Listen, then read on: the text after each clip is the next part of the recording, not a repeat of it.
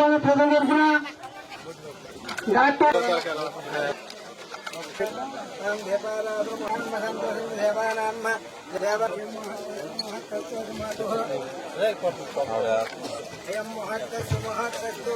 అనుకూల్య బల సిద్ధిరస్తు.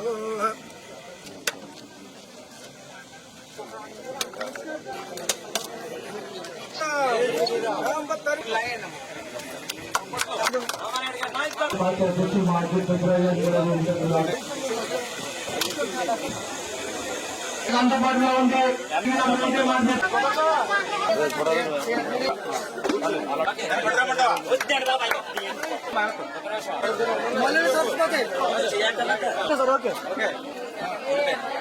సంవత్సరాల్లో కూడా మరి నక్కల రైలు పొంగడము లేకపోతే వరదలు రావడము సహజంగా మీరు అందరూ చూస్తూ ఉన్నారు. ఎప్పుడైనా మీ గ్రామంలో మీ పొలాలు పోయి లేకపోతే మీ ఇళ్ళ దగ్గర నీళ్లు వచ్చి వర్షాలు ఎక్కువ కురిసినాయని ఎప్పుడైనా 25 కేజీలు కాదు కదా కనీసం కేజీ బియ్యం పట్టుకొచ్చి ఇచ్చిన పరిస్థితి ఉందమ్మా ఎప్పుడైనా గత 5 సంవత్సరాలు? First time. ఎందుకంటే నేను మీ అందరి ఆశీర్వాదంతో నేను ఎమ్మెల్యేగా గెలిచి మీ రుణం తీర్చుకునే విధంగా నేను పనిచేయాలి.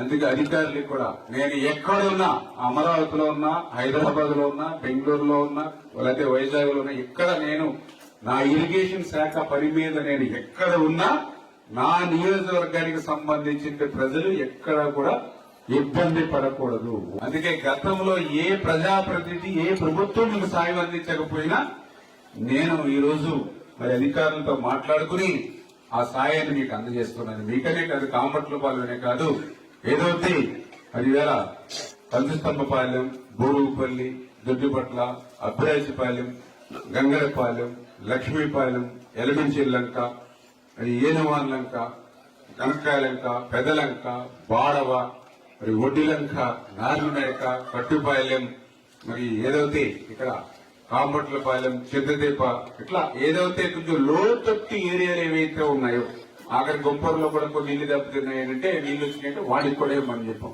మన వద్దు బర్రు, ఇట్లా అంటే ఈ రకంగా సాయం మీ అందరికీ కూడా అందజేస్తున్నాం. అంటే మీకు వచ్చిన నష్టాన్ని కష్టాన్ని నేను తీర్చలేకపోయినా కనీసం మీకు ఒక బాసటగా అండగా తోడుగా ఉండాలనేటువంటి ఆలోచన అని చెప్పి మీ అందరికీ కూడా తెలియజేసుకుంటూ, అదేవిధంగా ఈ రోజు ఏదైతే కాంబట్లపాలెంకి సంబంధించి ఒక 10 లక్షల రూపాయలు ఇంటర్నల్ సీసీ రోడ్లు కూడా ఈ రోజు శాంక్షన్ చేయడం జరిగింది. ఆ ఇంటర్నల్ సీసీ రోడ్లతో పాటుగా మీకు మెయిన్ రోడ్ ఒకటి నేను బాకీ ఉన్నాను. మీ యొక్క చింతదెబ్బ నుంచి మీ యొక్క కాంబట్లపాలెంకి మంచి సిమెంట్ రోడ్, సీసీ రోడ్డు పూర్తిగా వేసేటువంటి బాధ్యత నేను తీసుకుంటా.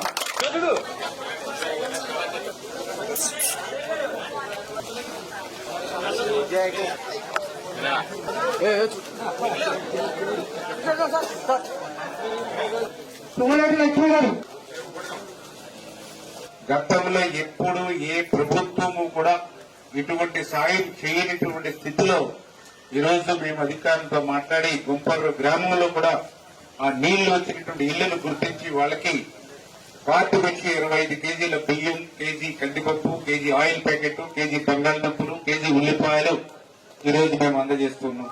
ఆ యొక్క నక్కల్ ట్రైన్ నీరు కూడా పెద్ద ఎత్తున వెనక్కి రావడానికి కారణం గత ప్రభుత్వం ఏదైతే లాకుల పట్ల, షట్టర్ల పట్ల, తలుపుల పట్ల నిర్లక్ష్యంతో వ్యవహరించినటువంటి పరిస్థితి.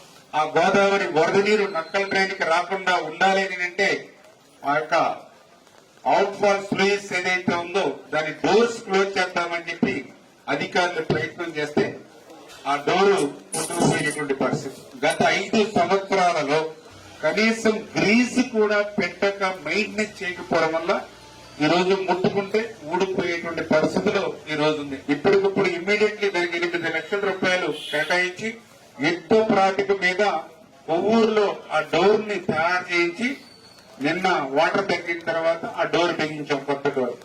నేను అడుగుతూ ఉన్నా, 8 లక్షల రూపాయలు పెట్టి వారం రోజుల్లో మేము డోర్ తయారు చేసి అక్కడ బిగించినటువంటి పరిస్థితి ఉంటే గత 5 సంవత్సరాలలో ఎందుకు వాళ్ళు ఆ డోర్ ని వాళ్ళు రిపేర్ చేసి పెట్టలేకపోయారు, లేదా కొత్తది అరేంజ్ చేయలేకపోయారు?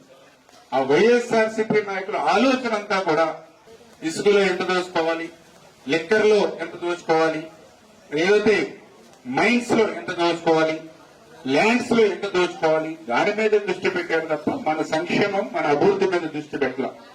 అందుకే ఈ రోజు మళ్ళీ ప్రజాప్రభుత్వం వచ్చిన తర్వాత ఈ సంక్షేమ కార్యక్రమాలన్నీ చేసుకుంటూ వెళ్తున్నాం.